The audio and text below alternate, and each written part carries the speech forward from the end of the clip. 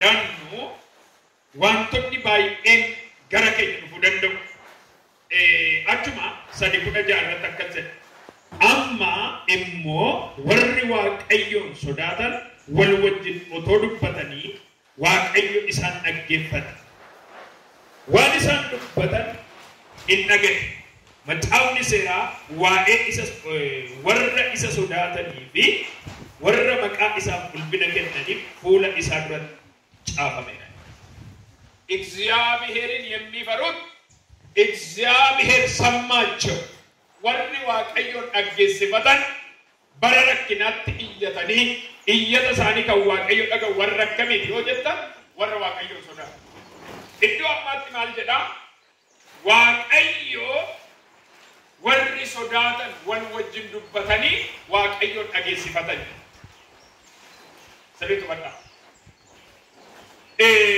Nohini gaafa kaastan yookiin immoo nohini gaafa waa'ee isaa kaafnu seera uumamaa boqonnaa 7 irratti Waaqayyo Nohitti hin dubbate.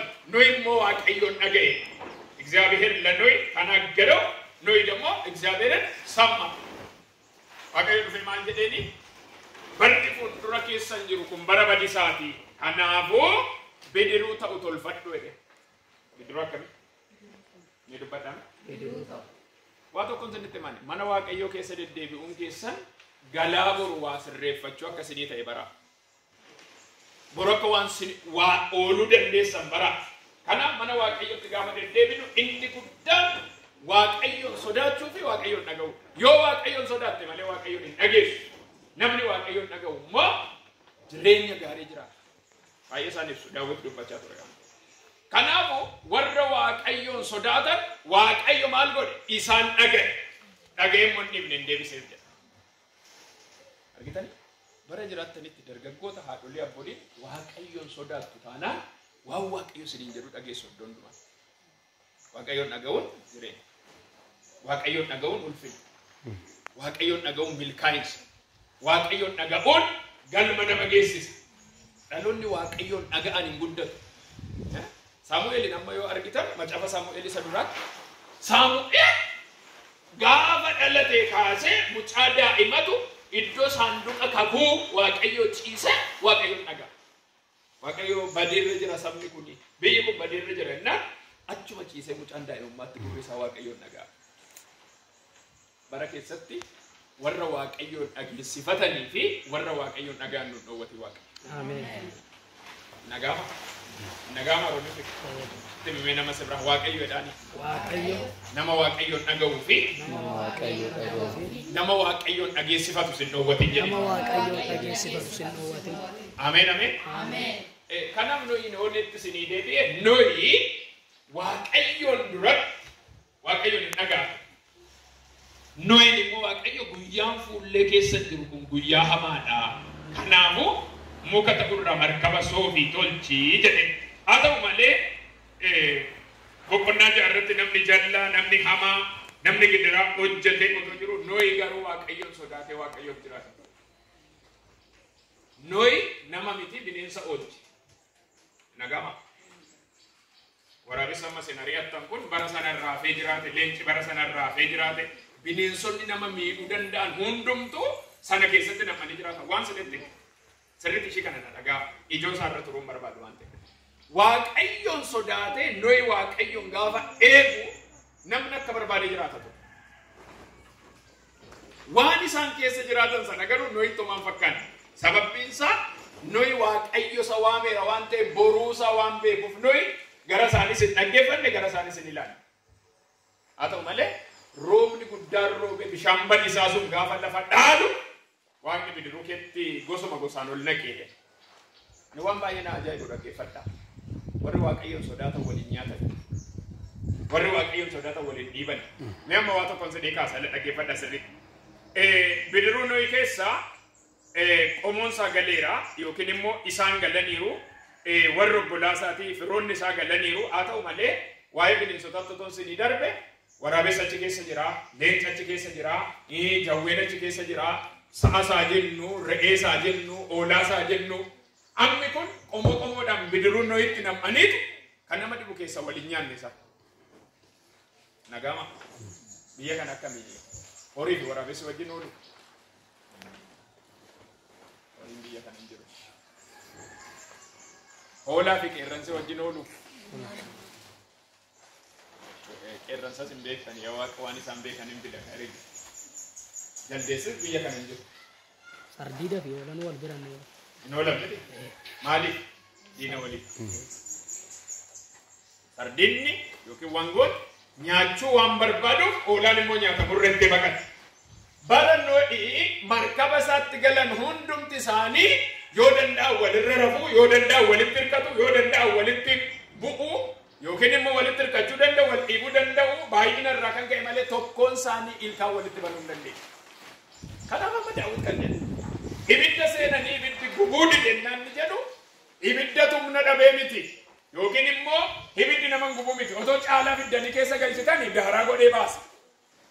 Otoo tola isaa keessanii isa ijoolleen seente isa kaan immoo guba. Jara garuu gubuu kan inni dadhabeef inni guddaan jalqaba Waaqayyoon sodaatu isaan bakka waan biraan sodaatan. Kaayyoon ibidda dadhabsiise inni guddaan maalidha yoo jettan Waaqayyoon sodaatu malee ijoolleen ibiddan sodaatan. Nagama. Sodaa ibiddaa kan jedhe tokko keessa hin jiru isaan keessa. Garuu eenyuun sodaatu? Waaqayyoon sodaachuu jechuun immoo egaa tokko Waaqayyoon kan sodaataniif isinitti immoo nu ajjeesa, nu balleessa, nu cabsa jettanii no. Kanaan miti Waaqayyoon kan sodaatu. Waaqni hambaa gannanii yookiin abbaa herreega. Humnaan nama miti Waaqni jaalalaan malee. Nagama. Naan jedhina nagama. እግዚአብሔር ጉልበተኛ አምላክ አይደለም፣ የፍቅር አምላክ። መጽሐፍ ቅዱስ ጃለላን ስቢታ የዳማለ ሁምናን ስቢታ ኦቶ ከሳ የማ ዱንያ ከደራ ፊቴ ቶክቲ ነምቢሱ ዋቀ ጃለላ ተቆሳ ከመይታ ጋባ ደገኒ ይመርባና ከምን ኢየሱስ እና ደንና ደደ ጀሪኩ ኩፍና ደብሴውል ካስ ኦቶ ፊቴ እንደንዳ ወንደንዶ ኤረንሰ ኮ እንደንዳ ወንደንዶ Yesus gooftaa. Mee ameen? Ameen. Mee dubbadhaa Waaqayyoon sodaachuun jedha. Baasaa dubbadhaa sagalee Waaqayyoon sodaachuun jedha. Waan hamaa nama oolcha jedha. Ani Waaqayyoon nan sodaadha jedha. Guyyaa badiisaa nan oola jedha. Warri isinii gadi ameen jedha sirriitti. Kanaafi inni guddaan akka jedhaga guyyaan akka abiddaa yookiin immoo aduun akka ibiddaa nama gubu waan dhufuuf jedhe iddoo kana Miilkiyaas saba Israa'el. Guyyaan badiisaa fuuldura keessa waan jiruuf Waaqayyoodhaaf jiraadhaa jedhaan saba kana. Sabni kun itti toleera, mijateera akka barbaadan keessa jiru. Isa har'aa miti kan isinitti bu'een saba kana. Nagama. Waa'ee guyyaa har'aan sinitti otoon taane haleluuyaa guyyaan Waaqayyoo hin dhufaa fuuldura keessanitti guyyaan Waaqayyoo jira. Guyyaan Waaqayyoo jechuun guyyaan Waaqayyoo murtoodhaaf kan waan jiruuf yaa saba nana daandii keessan sirreeffadhaa. Fuuldura keessan tottolfadhaa isa har'aan ilaalina. Namni keessaa yoo mala namaan sinitti namni nyaateera taanaan garaa guuttate, uffateera taanaan waan miidhagaa, mana gaarii qaba taanaan, bahee galeetti toleera taanaan bakka nan jiraadhaan nan du'aa'edha amala namaatiin kun. Asmiti iddoo biraatti kan jechaa. Namni kan inni sirriitti dhagahamu yoomi beektu gaafa beela'e. Warri shamarran kun illee badaan beelaan. Amma dhiirri otoo nyaatiin amma sagalee 8 ga'e haa gaafa jedhe biddeen yaadata. Maal yaadata? Biddeenis hin beektan hawaasa. Argitanii waa tokko isinitti hima ani namni ogeessa sin jettan guyyaa rakkinaa kan oolu nama akkamiiti? Nama Waaqayyoon sodaatu. Haleluuyaa. Macaafni qulqulluu qilleensa hamaa ka'eedha macaafa irratti ibidda akkuma amma dubbanne leencatti darbataman jedha lolli garaa garaa irratti baname warri Waaqayyoon sodaatan hin miidhamne afanii jiraatan. Hale ammas waa tokko isinitti dubbadha. Qilleensi hamaan bubbisuudhaaf jiru jira warri Waaqayyoon sodaatan inuma oolu. Ameen. Harka kaasaa kanarra baay'ee dubbadhu warri Waaqayyoon sodaatan inuma oolu. Ameen. Guyyaan Waaqayyoo gingilchuudhaaf qophaa'e yeroo dhiyoodha warri Waaqayyoon sodaatan inuma oolu. Ameen. Mee Waaqayyoon hin sodaadha nan oola jedha. waaqayyoon nan sodaadha dubbadhaame waaqayyoon nan sodaadha ameen ameen ameen ameen akka keessan ol kaasaa ol jedhaatti irraa lafa haasisee jedhee wanti ulfaataniin dhufa warri waaqayyoon sodaatan garuu nool ameen afurri qulqulluu akkuma gubaa'ee kana seenee yookiin immoo fuuldura kana dhaabbadhu wanti ulfaatan biyya kanatti dhufuudhaaf akka deemu afurri qulqulluu laphee korratti naa ibsaa wanta jabaa waan ulfaataa waan namni wawwaatee harkaan baane biyya kanatti as deemaa jira garuu waa tokkoon sinitti dubbadhan warri waaqayyoodhaan sodaatan inuma oolu ameen warri waaqayyoon sodaatan maatii keessan oolfatu ameen dhugaa waaqayyooti akka duraa miti naan jedhe waaqayyo akka baroota darbanii miti jedhe waaqayyo ani hin beeku waaqayyo maal gochuuf akka jiru sirriitti dhagaa biyyi kun dhuguma waaqayyoon jira waaqayyoon malee hin oolamu amma jedhutti wanta waaqayyo gooftaan maccaa dhaloota kana barsiisuuf harka isaa diriirse qaba. Ameen. Odimmoon taa'aa keessaniin argitu.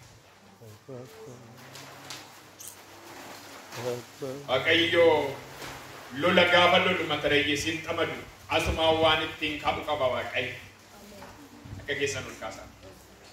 Ameen. Dhaloonni dura kee dhaabbatanii dhaggeeffatan kun yaa gooftaa maccaa qormaata biyya kanatti dhufaa jiru kan maqaan Yesuus Kiristoos warri kan kee ta'an haa oolan. ameen Ani kadhadheera warri kan kee ta'an haa oolan. ameen Bidiruu raafamtee nama fudhachuuf jirtu keessa dhaloonni kun hin badiin. ameen Ani kadhadheen badiin dhaloonni kun. ameen Warri sitti maxxanan, warri sitti baqatan, warri gara kee ilaalan yaa Waaqayyo maqaa Yesuus Kiristoosiin harka keetiin haa oolan. ameen Haa oolan harka keetiin. ameen Nu oolchi harka keetiin. Badiisa hamaa, ameen miidhama hamaa, ameen rakkina hamaa, ameen dhukkuba hamaa, ameen balaa akka tasaa, ameen humna dhiiga Yesuus Kiristoosiin nu oolchi. Nu oolchi. Nu oolchi. Meerfu mul'aba ameen afura qulqulluu. Nu oolchi waan hamaa yaa Waaqayyo. Nu oolchi yaa Waaqayyo. Biyya kana oolchi. Dhaloota kana oolchi. Araarri kee biyya kanaaf haa diriiru. Araarri kee biyya kanaaf haa diriiru. Araarri kee biyya kanaaf haa diriiru. Araarri kee biyya kanaaf haa diriiru. ameen Nutti dubbatteetta yaa Waaqayyo si sodaachuu dadhabne araarri kee nuuf haa diriiru. Si faana wal barre araarri kee nuuf haa diriiru. Faarfannaan dhuftee nutti dubbatte barsiisaan lallabaan raajummaan nutti dubbatte waan hamaa tas deemaa jira yaa Waaqayyo nu oolchi. ameen Nu oolchi. ameen Nu oolchi. ameen Nu oolchi. ameen Nu oolchi. ameen Warra irraa afanii jiraatan nu taasisi. ameen Warra tole jedhanii si dhagaan nu taasisi. ameen Maaloo yaada laphee keenya nuu de ooraalaa sammuu keenya nuu deebisi gara keenya. ameen Laphee keenya nuu deebisi gara keenya. ameen Jireenyi nuti jiraannu siinaa lagaatiin qabu yaa Waaqayyo gogaadha. Adaraa nama Waaqayyo daandii keetti deebinee akka jiraannuuf nu gargaara. ameen Karaa keerra akka deddeebinuuf nu gargaara. ameen Yaada kee duukaa akka buunu nu gargaara. ameen Hafuura kee faana walii akka gallu nu gargaara. ameen Dakika sadii kadhadha harkuma ol kaasaa. Raafama sekkee nurree behee meeyya. Weelee hessekee harka ol kaasaa. Ameen. Hafuura qulqulluu lafa kanatti araarami. ameen Waldaa kanatti araarami. ameen Harki kee haa diriiru araarami. ameen Seen harka gaafa ol kaasu diinonni Israa'el mo'amaa turani jedhamee caafame. Gaafa Museen dadhabe immoo Maartaan miire yaa Waaqayyo Maariyaamiif Aroon harka ol qabanii gaafa jedhan diinonni isaanii mo'amu jedhamee caafameera. Biyya kana irratti diinonni waldaa kiristaanaa, diinonni biyya kanaa dhaloota kan doomsan, hola deemaa kan nyaatan, karaatti kan cabsan yaa Waaqayyo waldaa kiristaanaa kanarra daaraa haa ta'an maqaa Yesuusiin. Daaraa haa ta'an maqaa Yesuusiin. Lapheen nama araara kan barbaanne kan godhan dheera maqaa Yesuusiin. Dheera maqaa Yesuusiin. Dheera maqaa Yesuusiin. Dheera maqaa Yesuusiin. Dheera maqaa Yesuusiin. Dheera maqaa Yesuusiin. Dheera maqaa Yesuusiin. baadiyyaatti kan hojjetan dheera maqaa Yesuus. Dheera maqaa Yesuus. Amen. Amen. Harda isaanii fe'atanii lubbuu namaa kan barbaadan dheera maqaa Yesuus. Amen. Amen. በጌታ በኢየሱስ በረበራን ግብረ ዲገ ነማ ከን ከፈሉ ዳይረ ብየ ተደራ አሜን አሜን አልሰልፍ ከነን ከረቻ ዲሩ ጌታ በኢየሱስ ክርስቶስ ዲገ ነማ ግብረ ከበረ መቃ ኢየሱስ ክርስቶስ ብየ ከነራ ቀበ አሜን ልቡ ነማ ግብረ ከፈሉ ከበረ ብየ ከነራ ቀበ አሜን ኦክሳት ቀለበ ዲገ ነማ ከበረ ዲገ ዳኒማ ዲገ ደርገጌሳ ዲገ ዶዲያ ፖሊ ከበረ wagga waggaadhaan dhiigni aarsaa kan ta'uuf ajjeeseera biyya kana keessa. Ameen. Ajjeeseera golanni jiru keessa. Ameen. Maqaa Yesuusiin ajjeeseeran jedhe. Ameen. Maqaa Yesuusiin ajjeeseeran jedhe. Ameen. Maqaa Yesuusiin ajjeeseeran jedhe. Ameen.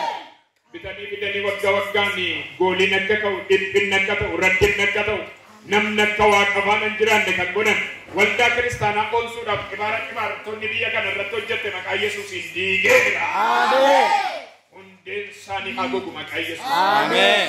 Hundensani hagogu maqaa Yesuus. Amen. Hundensani hagogu maqaa Yesuus. Amen. Hundensani hagogu maqaa Yesuus. Amen. Amma moo akkas jette sabbata hiikkattan jette amma moo deebisinu jabees. Amen. Deebisi biyya kana jabees. Amen. Haaraa godhi biyya kana kaasi. Amen. Dhaloota kana haaraa godhi kaasi. Amen. Jijjiiramaan nu yaadadhu. Amen. Waldaa kanaaf aareffama godhi. Amen. Jijjiirama godhi. Amen. Hallelujah. Amen. Farfattoonni maqaa Yesuusiin hidhannoo haaraa hidhatan. Amen. Tajaajiltoonni hidhannoo haaraa hidhatan. Amen. Sabni kun hidhannoo haaraa haa hidhatu. Amen. Humna dhiiga oolichaan nu gargaari. Amen. Kananduma waan gootuuf ulfaadhu. Amen. Galanni bara baraa siif haa ta'u. Amen. Ulfinni bara baraa siif haa ta'u. Amen. Walumatti qabaa ati eebbifame. Amen. Olol jedhi. Amen. Maqaa Yesuusiin ameen. Noora.